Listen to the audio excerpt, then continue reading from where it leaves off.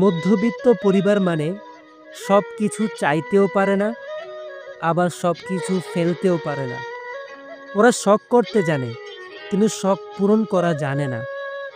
দোকানে গিয়ে কিছু পছন্দ হলেও দাম দেখে চুপচাপ রেখে চলে আসে।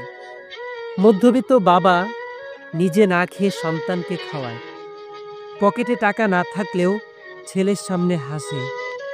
মধ্যবিত্ত মা নিজের জন্য কিছু চায় না, বলে তোমাদের থাকলেই আমি ভালো আছি। ওরা কারো কাছে টাকা চাইতে পারে না, তবুও প্রতিদিন হিসাব করে বাঁচে।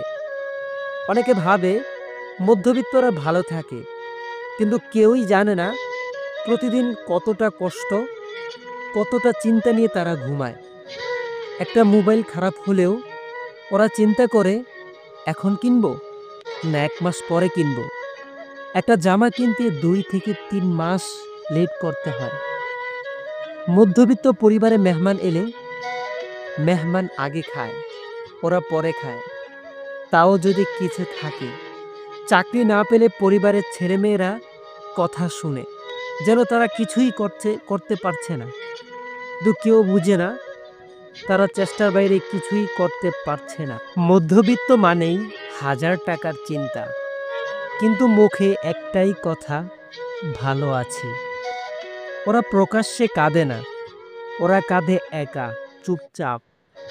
বন্ধুরা ঘুরতে গেলে ওরা নানা অজুহাতে না বলে, কারণ পকেটে টাকা নেই। মধ্যবিত্ত বোন চুপচাপ পুরনো জামা পরে। মধ্যবিত্ত ভাই নিজের স্বপ্ন ভেঙে ভাই বোনের স্বপ্ন সাজায়। সবচেয়ে কষ্টের কথা কি জানো? এই মানুষগুলোকে কেউ দেখে না, তাদের কষ্ট কাউকে স্পর্শ করে না, তবুও ওরা বাঁচে। নিজের জন্য না, পরিবারের মুখের হাসির জন্য। ওরা স্বপ্ন দেখে না, ওরা শুধু চায় পরিবার যেন একটু ভালো থাকে। মধ্যবিত্তরা কাঁদে, তাদেরও কষ্ট লাগে, তারা শুধু কষ্টটা প্রকাশ করতে জানে না। তারা কাউকে বোঝাতে পারে না তারা কতটা কষ্ট নিয়ে প্রতিদিন ভালো আছি বলে। তাই যদি কখনো কারো কষ্ট বোঝার চেষ্টা করো, তবে আগে একবার কোনো মধ্যবিত্ত পরিবারকে দেখো।